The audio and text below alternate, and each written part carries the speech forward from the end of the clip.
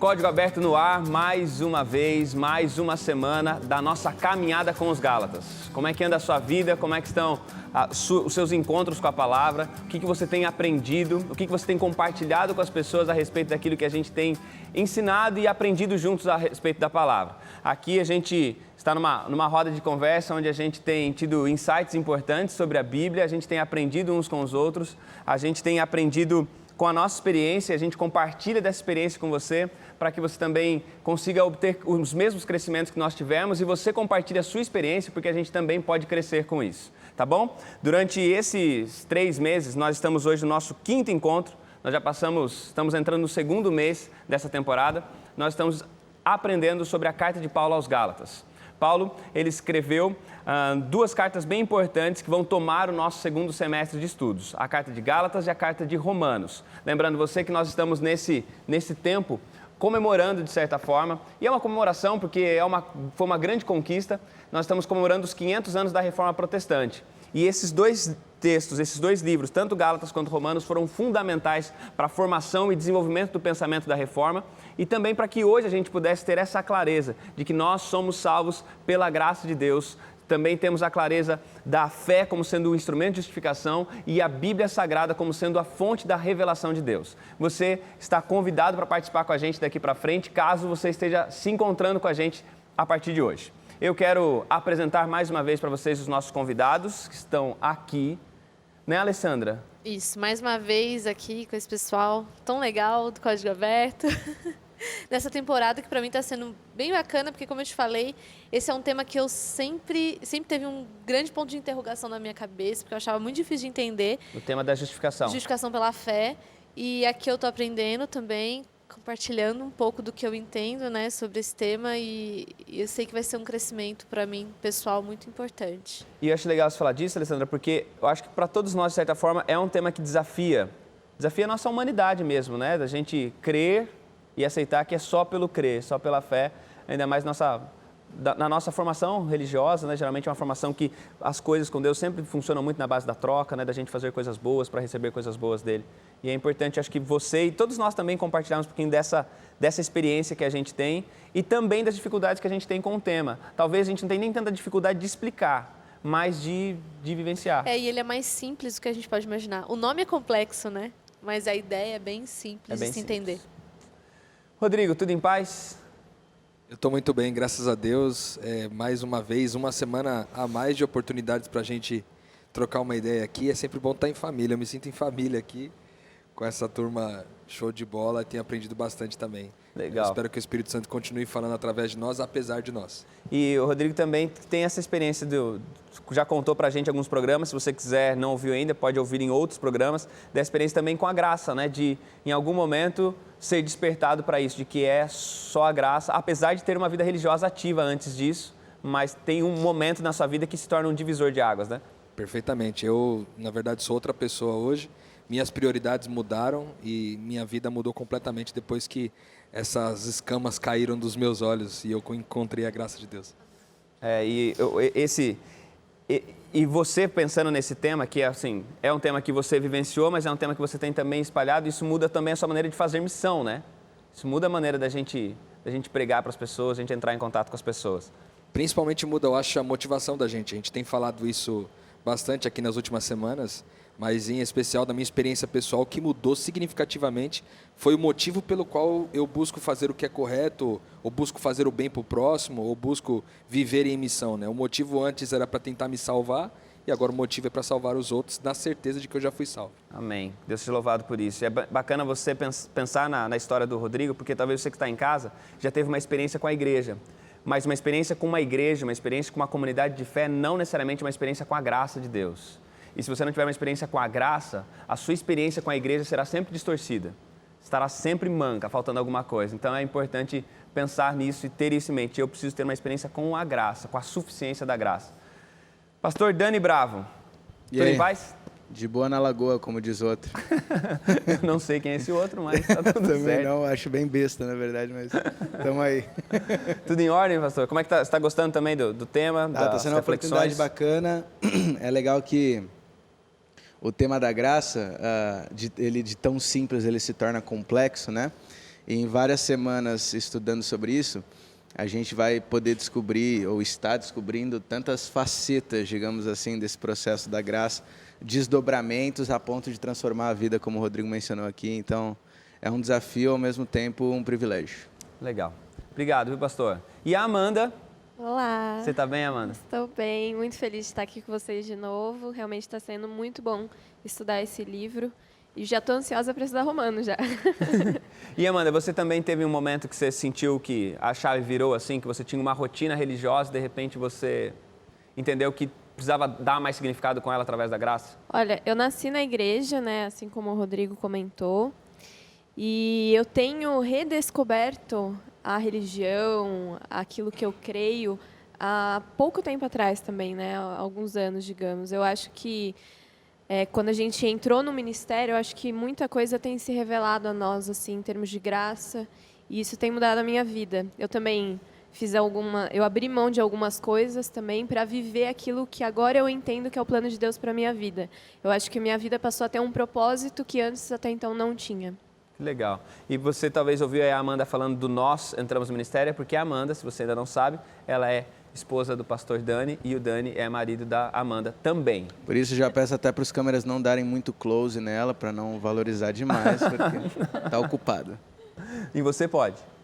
Não, em mim pode. Tá certo, tá vendo? Mas tá tudo invertido. É porque em mim ninguém vai querer, entendeu? Essa que é a Tá história. Ali a tentação está ali. Exato. A gente tem música nova hoje também. Na música do Douglas e da Marcele, vocês também?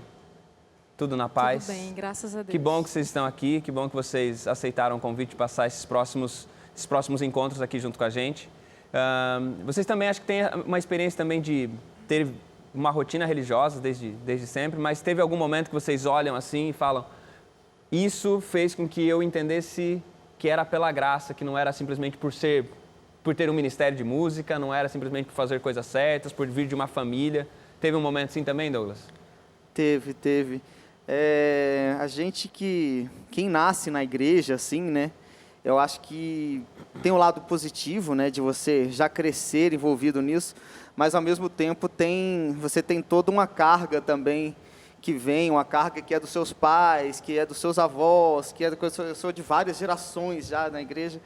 Então, são essas coisas que você já vai adquirindo com eles. E eu acho que o crescimento que você vai tendo, quando você vai estudando e você vai conseguindo tomar as suas próprias decisões e aprendendo junto ali, eu acho que assim, teve um livro que mudou bastante a minha ideia em relação à graça, que foi um livro do Philip Yancey, Maravilhosa Graça, que ele é muito tempo atrás. E eu acho que ele foi um divisor para mim. Ele abriu assim um pouco a minha mente para conseguir estudar e ver uma coisa de forma diferente, assim. Que legal. E eu acho que é a experiência que todo mundo precisa ter. Você falou a respeito do nascimento da igreja, da bagagem que é positiva, mas é uma bagagem que precisa ser significada a partir da graça, né? Exatamente. Muito bom. Que bom que vocês estão aqui. Daqui a pouco vão cantar para a gente. Que Deus abençoe vocês. Obrigado. E sintam-se à vontade também para participar, falar e interagir. Teve algum insight, tem uma ideia bacana, pode compartilhar com a gente. Beleza. Tá bom? Nós vamos começar o nosso momento de estudo. A gente vai fazer uma oração. Eu acho que a Amanda ainda não orou. Não é, Amanda? Você pode orar para a gente, Posso, por favor? Sim. Querido Pai, Senhor, muito obrigado pelo privilégio que nós temos aqui de estudar a Tua Palavra.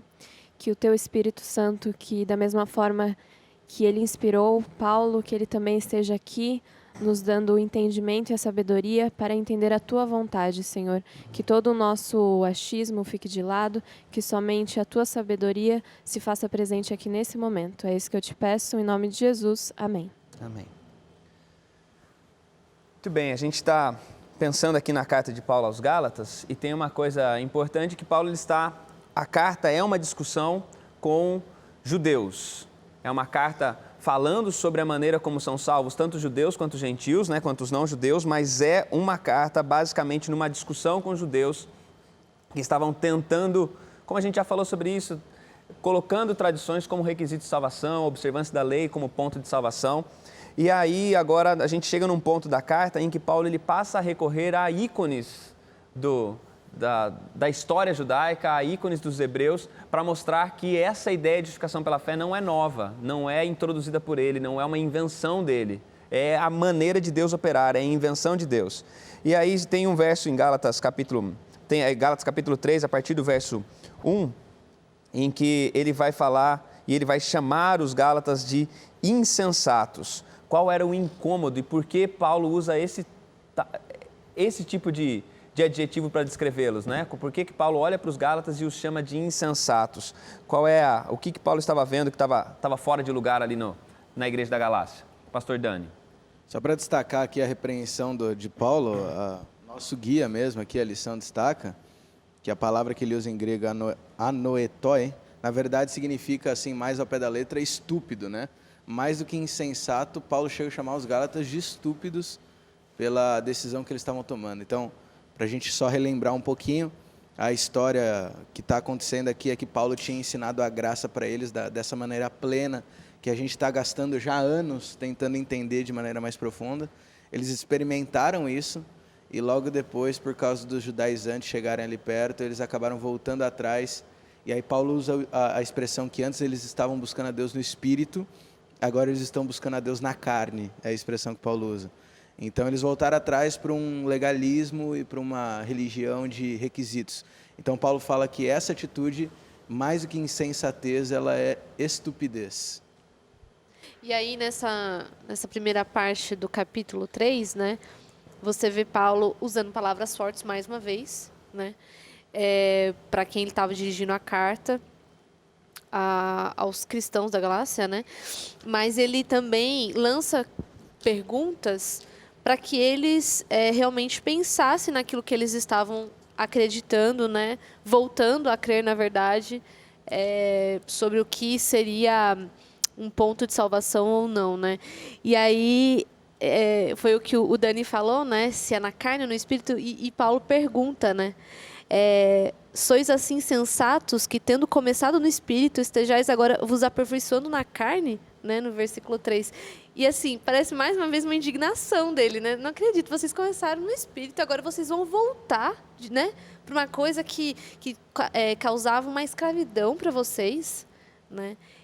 Eu acho interessante essa forma de voltar, né, o questionamento para a pessoa, porque gera a reflexão de que Paulo gostaria que eles tivessem, não só ouvissem as palavras dele, mas refletissem naquilo que eles estavam acreditando. E a pergunta tem esse poder, né? A pergunta tem esse poder. E eu achei interessante essa ideia de vocês começaram no espírito e foram para a carne, porque às vezes na nossa mente, quando a gente fala do espírito de carne, a gente pensa, o espírito são as obras boas, ir à igreja, orar, ler a Bíblia, guardar os mandamentos. Carne é você viver no mundão, que sair por aí, né? É o pecado. E ele não está falando desse tipo, ele não está falando de carne como sendo manifestação pecaminosa, ele está falando de carne como sendo gente que estava fazendo coisas certas como método de salvação. É a salvação pelas próprias obras, né? E eu acho que quando a gente pensa nisso, a gente pode talvez encarar o fato de que nós somos, como igreja, às vezes, muito mais carnais do que a gente imagina. Exatamente. E aí, nessa primeira parte, antes dele reclamar, né, sobre Abraão, para fazer com que eles lembrassem, né, do início da graça, né, na vida deles, assim, do que era a compreensão, ele lança essas perguntas, né, para que fosse refletido realmente o que vocês vão querer topar agora. É algo pelo espírito ou é pela carne, né? Que dá a liberdade ou que volta à escravidão? Deixa eu só ler um trechinho, porque eu quero... Você vai falar já, Rodrigo, e já fala também sobre o que eu quero que você diga também. Porque é o seguinte, na minha tradução está o seguinte, no verso 1, ó Gálatas insensatos, quem vos enfeitiçou? A vós, olha que bonito, ante cujos olhos foram delineados os traços de Jesus Cristo crucificado. A figura de Jesus, eu pintei a figura de Jesus para vocês. Quem que os enfeitiçou para ir para outra direção? Rodrigo, na sua experiência, naquilo que você tem visto e vivido, o que acontece, não o que acontece, mas de que maneiras a gente vive essa mesma experiência dos Gálatas? De que maneiras por quais caminhos nós, que somos salvos pela graça, ou pessoas que tiveram encontro com a graça, em que momento e qual é o caminho que nos leva para o legalismo? Que a gente sai da graça e começa a vir para as obras da carne também. Então, eu estava pensando aqui a respeito primeiramente dessa expressão de Paulo, chamando eles de insensatos, né? Porque, na verdade, assim, o que acontece é que Eu acho que Paulo sentiu uma coisa assim, cara, é inacreditável vocês fazerem isso, porque quando vocês saem dessa perspectiva da graça para poder viver em função de uma salvação por obras, vocês perdem a paz, né? E você vê que sempre quando Paulo começa as cartas, ele vem dizendo graça e paz, porque a paz é a consequência de uma compreensão e uma vida de graça, né? Então, eu acho que a primeira coisa que eles perdem é a paz, sabe? E como que isso acontece? Como que essa conexão de alguém que foi salvo pela graça pode virar, na minha opinião, um legalismo? É quando não há uma compreensão completa, sabe? Quando a gente entendeu só parcialmente o que a graça é. Óbvio que, até como uma música que a gente conhece do Paulo Baruch, ele diz que a graça é uma única gota é suficiente para você mudar completamente a sua vida, mas existe um oceano todo para você explorar, né? E para mim faz muito sentido esse lance de, às vezes, a gente não compreender por completo, e aí quando a gente vai para dentro de uma comunidade que também não compreendeu por completo, a gente acaba se moldando, porque afinal de contas os líderes estão ali e eles praticam dessa forma, pregam dessa forma, a ênfase no sermão é dessa forma, a ênfase no estudo bíblico às vezes é dessa forma, a ênfase no pequeno grupo é dessa forma, a ênfase... E aí, o ambiente todo está falando assim, né? E aí naturalmente acontece como aquela questão que a gente sempre fala do sapo, né? Do sapo colocado numa água fria, aí você vai esquentando a água aos poucos, ele acaba cozinhando ali, morrendo, sem precisar sair, porque ele foi se acostumando com a água mais quente cada vez, né?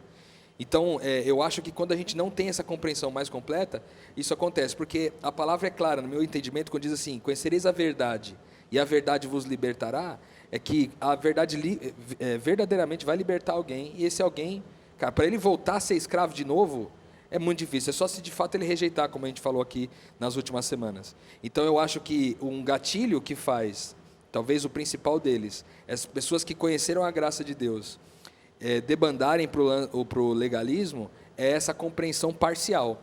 É ter conhecido meias verdades e talvez não a verdade completa, entende? Tá bom. A gente vai continuar pensando um pouquinho sobre isso, porque eu quero que a gente ainda tente expandir um pouquinho essa questão do como a gente tem vivido isso de forma um pouquinho mais prática. Se vocês consigam talvez até mesmo trazer exemplos para a gente de como a gente faz às vezes esse trânsito, saindo da graça, abandonando a direção do Espírito e indo para a carne. Mas isso nós faremos depois do intervalo, tá bom? Daqui a pouquinho a gente volta, fica por aí, o Código Aberto volta com a continuação dessa discussão no segundo bloco, tá bom? A gente se encontra daqui a pouco.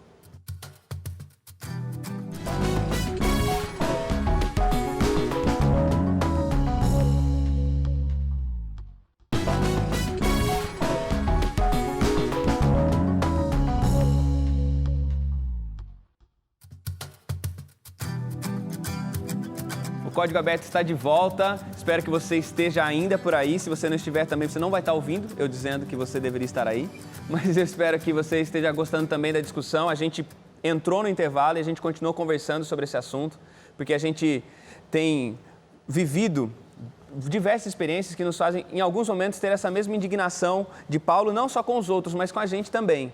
Às vezes a gente pode ficar indignado, não às vezes com a comunidade, com a igreja, mas indignado com a gente, que em alguns momentos a gente entra nesse processo também de sair, abandonar a graça e começar a encontrar maneiras de convencer a Deus. Mas pastor Dani ia falar algo antes da gente chamar o intervalo. Não, eu ia só mencionar, é porque para mim me chama muita atenção a indignação de Paulo, porque a maneira como ele está revoltado mostra a importância que é esse tema, o quão fundamental é.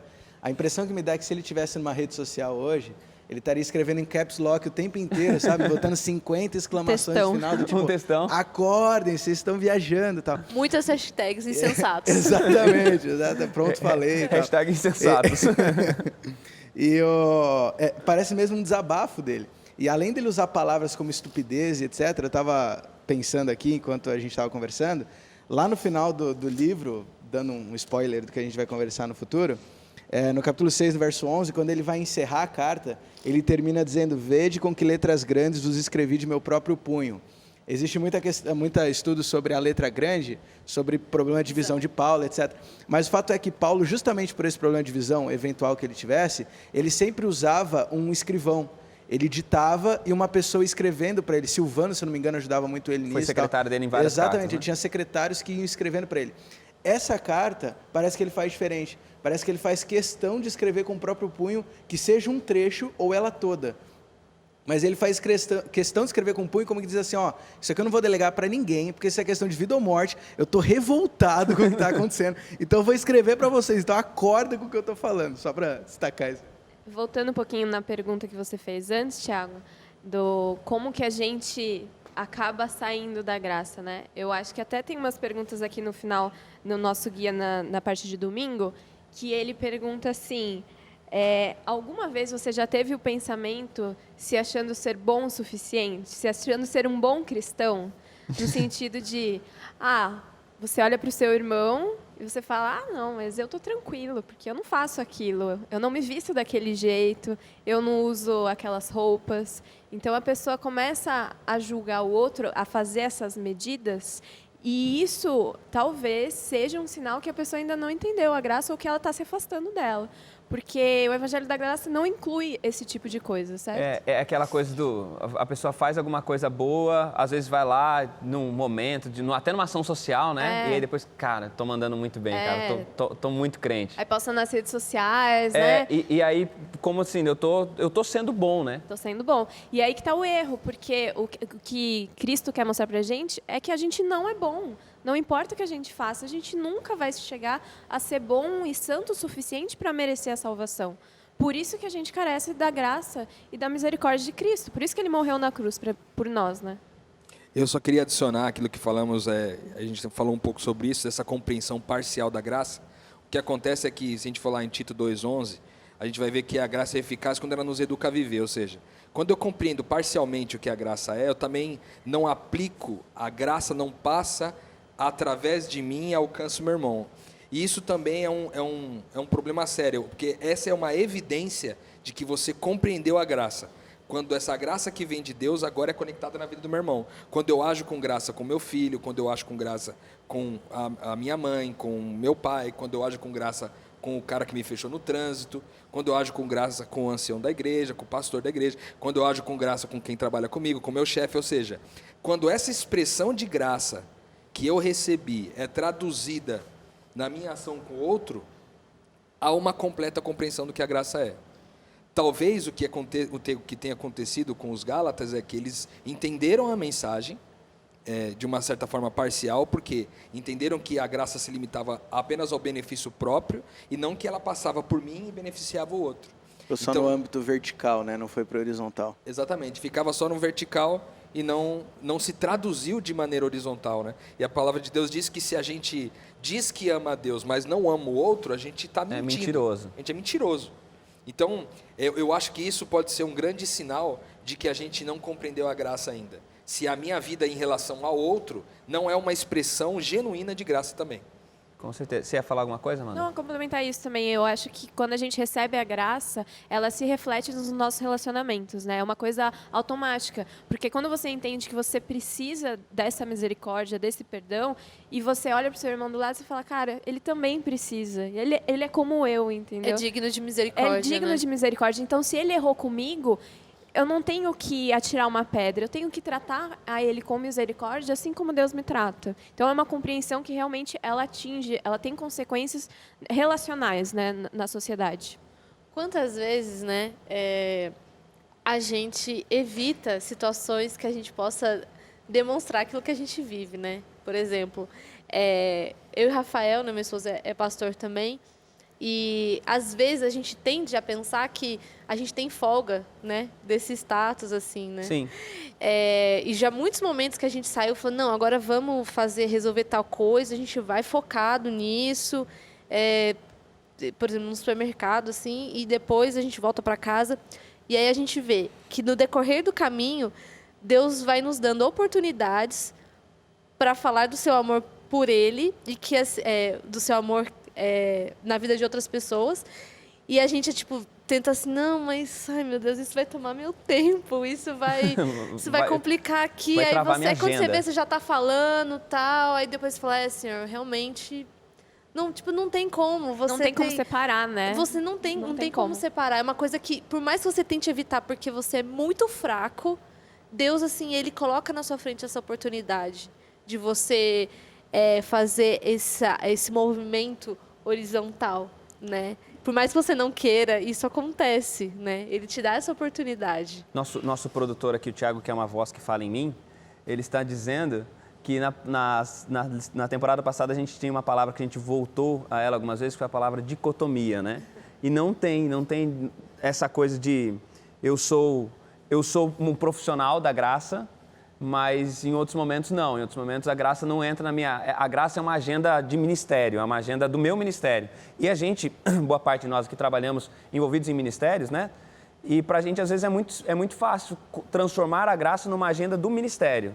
Então, enquanto ministro, enquanto profissional, eu tenho uma agenda que diz respeito à graça. Saiu dessa agenda, fui para os meus relacionamentos familiares, fui para a minha vida secular, como se tivesse essa dicotomia de vida secular e vida espiritual, eu vou para esse outro aspecto da vida, não. Daí eu vou ter que agir... Não existe esse momento, né? Não tem um momento que você vira a chave, né? E aquela sua pergunta que você falou, que você fez, né? De como que em alguns momentos você cai nessa questão de obras, né?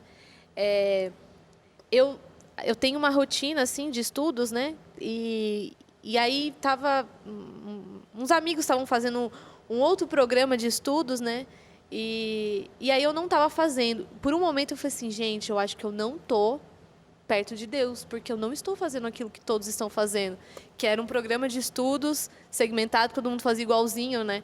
E eu não estava fazendo, eu me senti super mal, porque... Só que eu estava estudando, eu estava buscando aquilo que eu queria, né, aprender, mas eu não estava fazendo aquilo, então...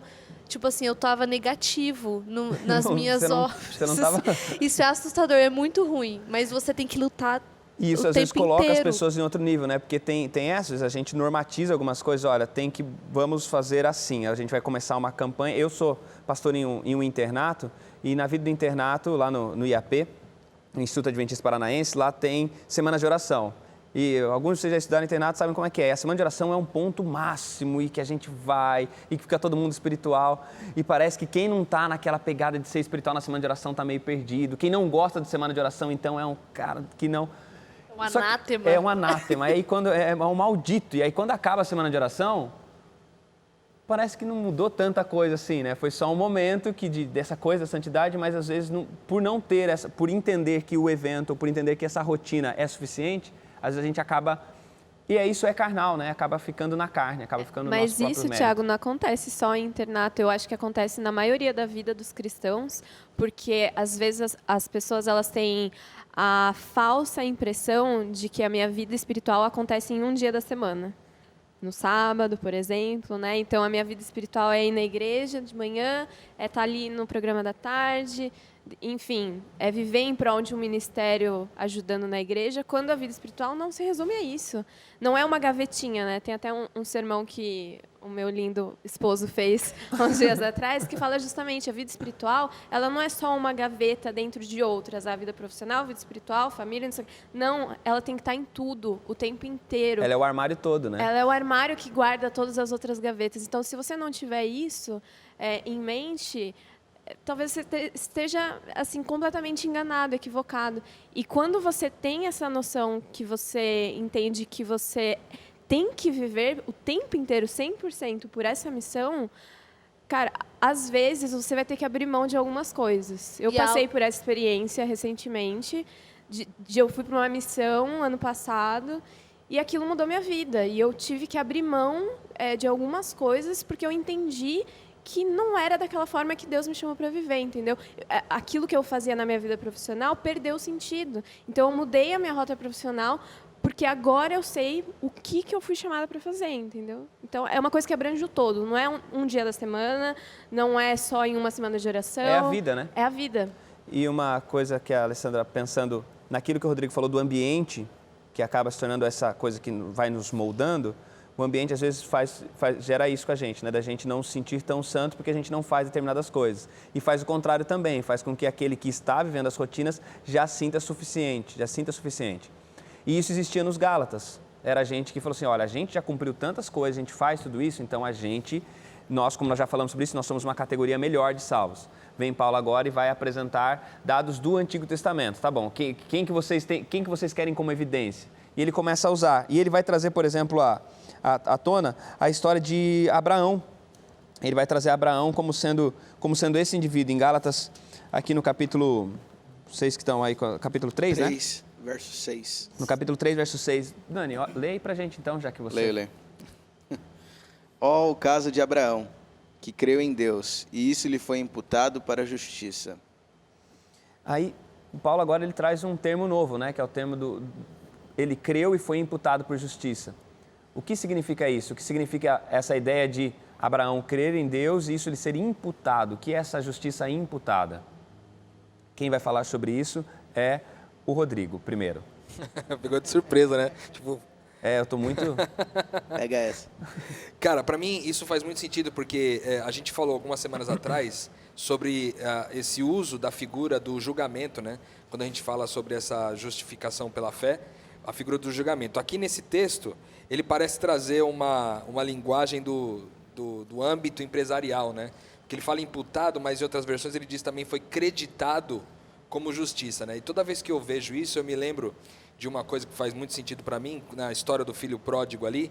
Você tem, por exemplo, o menino que saiu e fez viveu toda a sorte de pecados fora e o irmão que ficou.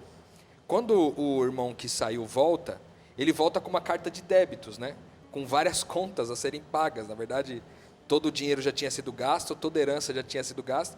Ele volta com uma carta de débitos, enquanto o outro irmão que ficou, em algum momento naquela história, apresentou também a sua carta de crédito. Só que o pai não levou em conta nem a carta de débitos do filho que voltou e nem a carta de créditos do filho que ficou. Quando ele fala aqui dessa questão de que ele teve a fé e a fé lhe foi creditada como justiça, dá uma sensação de que isso vem de maneira externa. Ou seja, nenhum débito, nenhuma carta de débito ou carta de crédito externa pode influenciar nesse processo de salvação. Mas sim essa carta, esse crédito que vem de Deus, né? E é o que acontece com ele. Da mesma forma, quando aqui o texto bíblico pode trazer também uma outra conotação, quando ele diz que foi acreditado como justiça, pode também dar a entender o seguinte, porque a gente às vezes tem um conceito errado de justiça. A gente acha que justiça é reclamar os nossos direitos. No geral, o homem faz justiça reclamando os seus direitos, enquanto Deus faz justiça compartilhando o direito que ele tem. E isso é incrível, que de uma certa forma, isso quer explicar que o homem natural, ele está sempre disposto a sacrificar a sua vida para fazer valer o direito.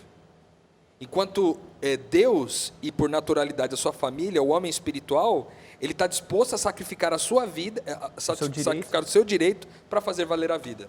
Então é isso exatamente o que eu penso também, como quando ele fala que isso foi acreditado como justiça. Porque justiça para Deus é dividir o direito, é repartir o direito, e não reclamar o direito que os outros não têm, sabe? Então isso é muito revolucionário, né?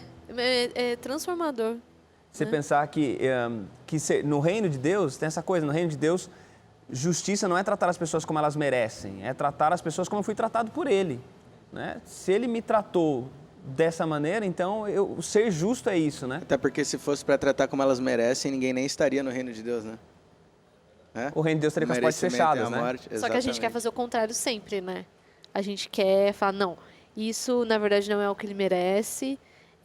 Nossa, na verdade, o que eu sempre fico pensando, principalmente nas redes sociais, a gente vê muitas pessoas num determinado dia da semana postando coisas tão lindas, tão espirituais, aí de repente sai uma notícia absurda de alguém que fez algo terrível e a pessoa coloca, merece justiça, tem que morrer. Meu Deus, graças a Deus que é Ele que me julga, porque se a gente estivesse na mão de homens, né, a gente seria só a justiça nesse jeito que a gente conhece, não compartilhar algo que a gente não merece, né? A gente vai ainda avançar um pouquinho nesse assunto do Abraão e dessa justiça imputada, e aí a gente vai entrar num tema que é um tema divisor. Talvez você esteja assistindo o programa e já pensou sobre isso. De um lado, a gente tem Paulo falando que Abraão é justificado pela fé em Deus, mas em Tiago, capítulo 2, Abraão é apresentado como alguém que foi justificado pelas obras. E, afinal de contas, quem está certo? Paulo ou Tiago? Abraão foi justificado pela fé ou foi justificado pelas obras? Código Aberto volta daqui a pouquinho com a resposta a essa pergunta, ou uma tentativa de responder, pelo menos, e com a música também do Douglas e da Marcele. Fica por aí, daqui a pouco a gente volta.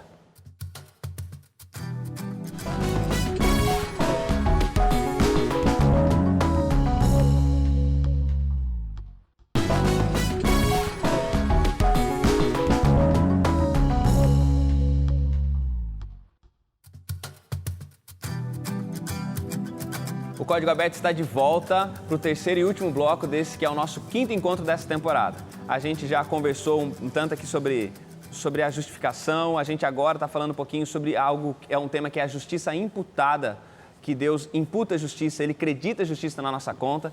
E a gente vai voltar para essa discussão pensando um pouquinho sobre uma aparente contradição que existe entre Abraão sendo mencionado como justificado pela fé nos escritos de Paulo e sendo justificado pelas obras, de acordo com os escritos de Tiago.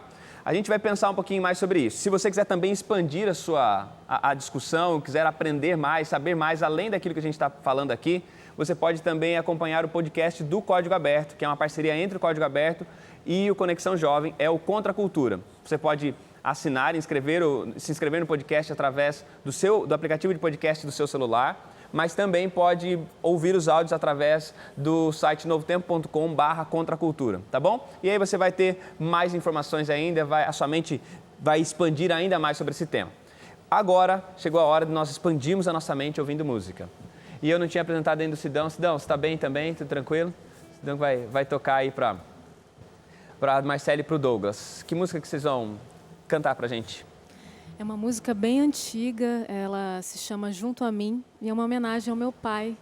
Ele cantava muito essa música na igreja e depois que eu cresci, comecei a cantar, ele também me acompanhou muitas vezes ao violão. Ele com certeza está assistindo a gente e é uma homenagem para ele essa música. Beleza, releituras são sempre bem-vindas, né? Que Deus abençoe vocês.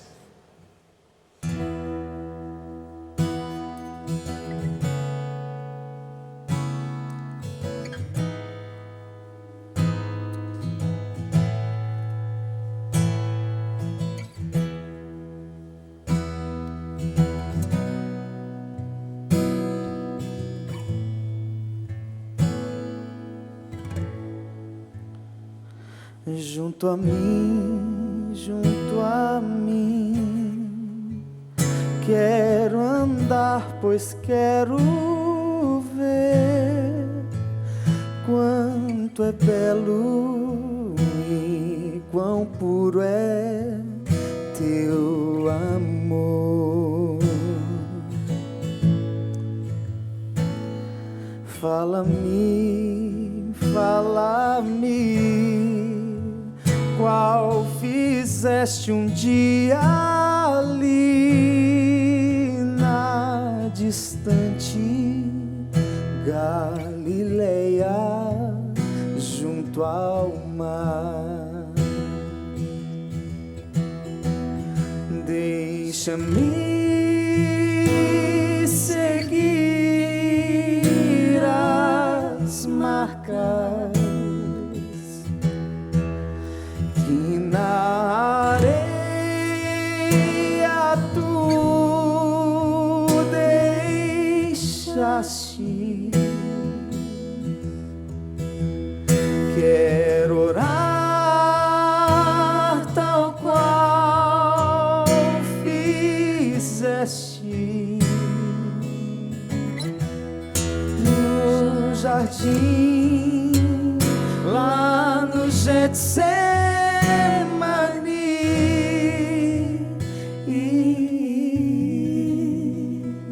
Toma, pois, minhas mãos, eu anseio entender quanto é belo e quão puro é o teu amor. Deixa-me seguir as marcas que na areia tu deixaste. Eu quero orar tal qual fizeste no jardim, lá no Getsemane.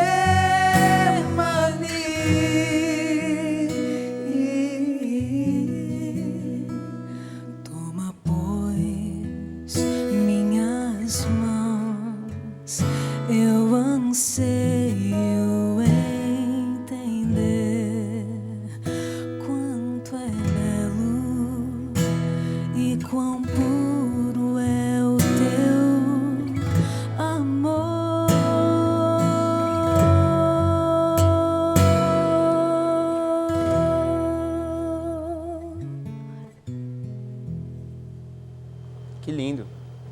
Obrigado pela música, viu? Muito emocionante pensar que tem umas orações cantadas que saem melhor do que as orações faladas, né? Com certa frequência isso acontece, né? Com certa frequência a música expressa umas orações melhores do que quando a gente fala. Por isso, às vezes, quando a gente não tem muito o que falar, louvar é um bom caminho.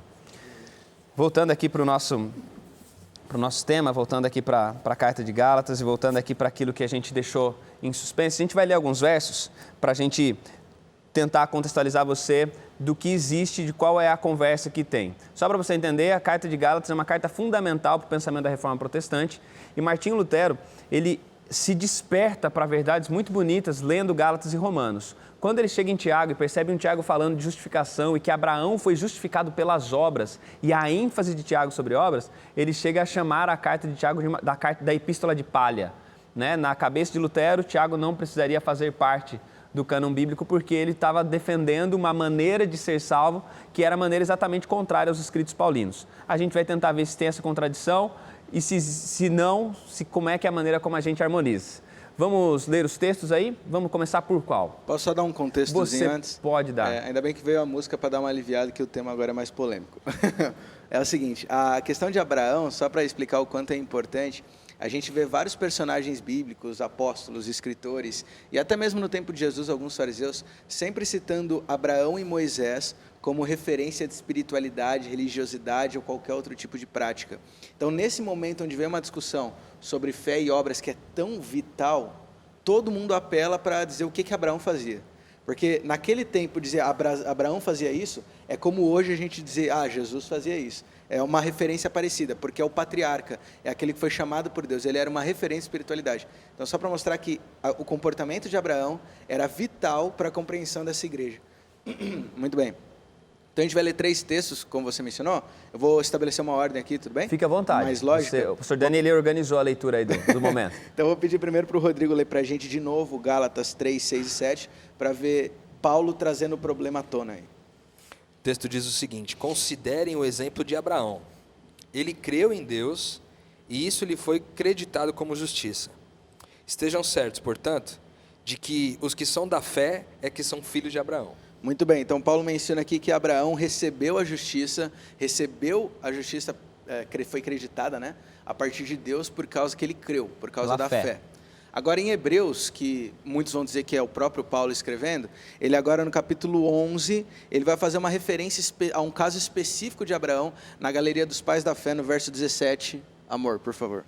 Pela fé, Abraão, ao ser posto à prova, ofereceu Isaque como sacrifício. Abraão, que havia recebido as promessas, estava disposto a sacrificar seu único filho. E aqui a polêmica atinge um novo sentido, ou a polêmica não, né? O caso atinge um novo sentido, porque agora, no ato de Abraão sacrificar Isaque, o autor de Hebreus coloca que isso foi um ato de fé. Foi pela fé que ele entregou Isaque como sacrifício a Deus. Só que se torna um problema quando aparece Tiago mencionando exatamente o mesmo episódio de Abraão e colocando de um outro sentido. Então, eu vou pedir para a Lelê ler para a gente. Eu Tiago sou o problema. 2, 21. Tá. Você é a bucha. 2:21. Não foi por obras que Abraão, nosso pai, foi justificado quando ofereceu sobre o altar o próprio filho, Isaque? Então, agora, Tiago coloca até de maneira clara que o ato de justificação que Abraão alcançou através do sacrifício de Isaque foi um ato de justificação pelas obras, certo? E é importante mencionar aqui que qualquer um desses textos, se eles forem analisados somente eles, fora de todo o contexto bíblico, eles podem sim ser interpretados de qualquer maneira que você quiser. Então é importante a gente colocar no contexto bíblico como um todo, certo? Então, como que a gente chega nesse equilíbrio? Talvez a explicação, no meu conceito, vocês podem debater comigo, não precisam me deixar sozinho nesse momento, é a ideia que o próprio Tiago faz o contraponto entre a fé e as obras. No verso 26, que é um texto bem conhecido, Tiago fala que a fé sem obras é morta. Então, o ato de Abraão ao entregar Isaque foi uma obra, com certeza, porque ele estava se sacrificando, ele estava abrindo mão de algo para entregar para Deus. Só que isso só foi possível por causa da fé. Então, talvez o equilíbrio para a gente entender essa relação é que um dia a Abraão foi creditada a fé, como Paulo fala em Gálatas. Abraão foi escolhido por Deus, e talvez a gente vai estudar isso mais a fundo no próximo tema, na semana que vem. Mas Abraão foi escolhido por Deus, ele recebeu uma promessa de Deus, e pela fé ele foi salvo, ele foi escolhido, o povo dele seria diferente. E agora, por causa dessa fé que ele experimentou, como resultado, a vida dele foi transformada a ponto de abrir mão de coisas, a ponto de abrir mão do próprio filho. Então, nesse ato de Abraão, a gente vê fé e obras, é verdade. Mas quer dizer então que ele foi salvo pela fé e pela obra? Não. Ele foi salvo pela fé, ele foi escolhido pela fé, por uma escolha de Deus. Mas isso resultou numa vida tão transformada a ponto de poder entregar o próprio filho. Eu acho que a gente também acabou ocidentalizando muito essa questão do crer e das obras, sabe? Por quê? Porque, vamos supor, um exemplo bem comum nos nossos dias, e em especial para quem vive no Brasil. A gente critica muito a corrupção. A gente fala que é um absurdo os políticos roubarem, etc e tal. Mas a gente passa o farol vermelho. E vez ou outra a gente suborna o guarda para poder não tomar multa. Dá o jeitinho, né? Dá o famoso jeitinho brasileiro. Essa semana vi na internet uma pessoa publicando, falando assim: pessoal, vai ter um show do fulano de tal, e o cartão de crédito tal tem um desconto de 50%. Alguém tem um cartão aí para emprestar para eu poder comprar o ingresso? Então, na verdade, a gente crê que corrupção é algo ruim, mas na prática isso não acontece. Isso é muito típico do mundo ocidental, né? Porque no mundo oriental, crer e também agir é uma dicotomia, é algo que não pode separar. Então, quando ele fala aqui de que Abraão entregou o seu filho, é porque, tendo crido, naturalmente, a ação evidente cara, eu estou disposto a entregar tudo. Porque a palavra de Deus diz assim: todo aquele que crê é nascido de Deus. Então, quando a gente nasce de Deus, naturalmente, as características, vamos dizer assim, do DNA espiritual de Deus, são creditadas em nós. E uma das características é a predisposição de se sacrificar. Porque quando a gente fala de Cristo, o que significa Cristo, né? Cristo é o sacrifício, a entrega e a oferta em favor do outro.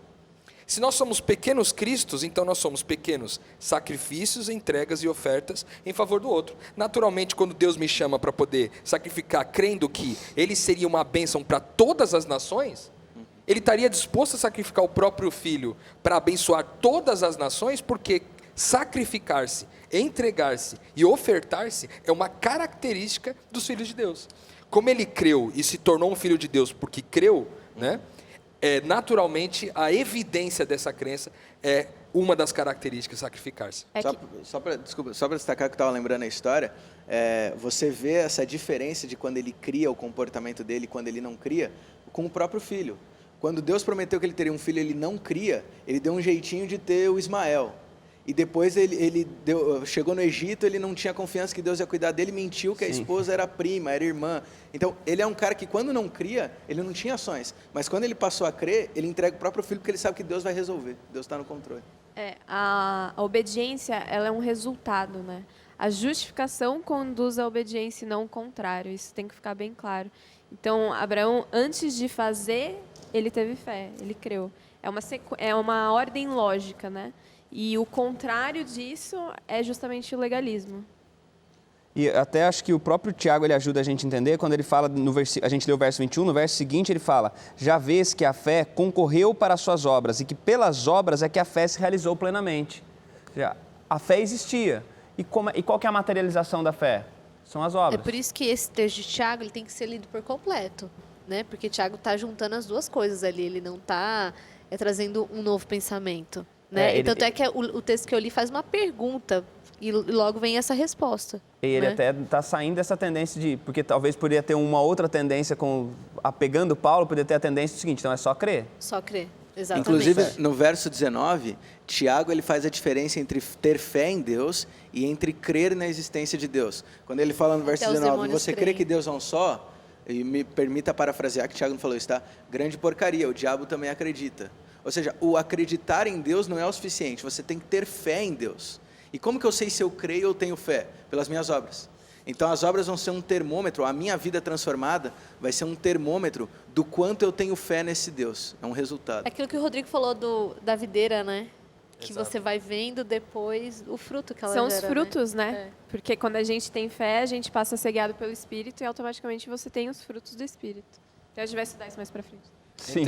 É interessante esse negócio que o Dani falou, quando traz Tiago no começo. Você pode falar de novo aí mais ou menos com as O palavras que você 2,19? utilizou? Ele falou, você crê que Deus é um só? Grande porcaria, o diabo também crê, você tá igual ele agora. Exatamente. Tipo, esse lance de acreditar em Deus, que às vezes a gente não consegue separar muito nessa questão de acreditar. Quando você vê acreditar em Deus, significa assim, é quase que colocar um crédito sobre Deus, sobre a existência de Deus, ou sobre o que Deus pode fazer por mim, aguardando uma remuneração. Como se fosse um investimento. Eu acredito no fundo de investimento tal, porque amanhã eu quero voltar lá e pegar. Porque eu vou lá amanhã e resgato isso, E né? resgato isso. E a fé é exatamente a justificação pela fé é exatamente eu vou até lá, mas não necessariamente eu vou até lá crendo que já existe pagamento, pensando até nos Gálatas e pensando naquilo que Gálatas fala da estupidez dos Gálatas, é aquela coisa de estar lá e estar pago. Eu tenho que agir agora como alguém que já não tem mais dívida, eu posso agir agora como alguém que já não deve mais, mas a estupidez é tentar continuar ir lá no banco e continuar entregando dinheiro para lá, enfiando dinheiro por baixo da porta para tentar pagar. E eu acho interessante no capítulo Gálatas, voltando para Gálatas 3, verso 8 e terminando com esse verso, é que existia esse preconceito com os não-judeus, esse preconceito com os gentios, e aí então vem Paulo diz o seguinte, olha, prevendo que Deus justificaria os gentios pela fé, ele salvaria os gentios pela fé, a Escritura preanunciou a Abraão esta boa nova, em ti serão benditas todas as nações. A gente vive num tempo de muitos preconceitos também, e a gente falando aqui sobre justificação pela fé, e sobre essa dimensão relacional da gente, quando nós somos justificados pela fé, uma coisa que precisa ficar clara é que todos nós temos às vezes os nossos preconceitos, grupos que nós entendemos que são menos merecedores, grupos étnicos que nós entendemos que não merecem, ou talvez segmentos da sociedade que nós não queremos abraçar ou entendemos que eles não são dignos da salvação. Em Abraão, lá atrás, Deus preanunciou, Deus mostrou que Ele salvaria todas as pessoas. Hoje, quando Deus chega na vida da gente, quando nós somos alvos da graça e depois nos tornamos incondutos da graça, você precisa entender uma coisa, Deus não está interessado na sua opinião a respeito das pessoas. Ele simplesmente precisa que você aceite que elas foram e que elas podem ser abençoadas por Ele. Em Deus, e através da fé, todas as pessoas são abençoadas. Que Deus te abençoe, que Deus te livre dos preconceitos e que Deus te ajude a ser essa bênção para todo mundo. O Código Aberto volta na semana que vem e nós esperamos você lá.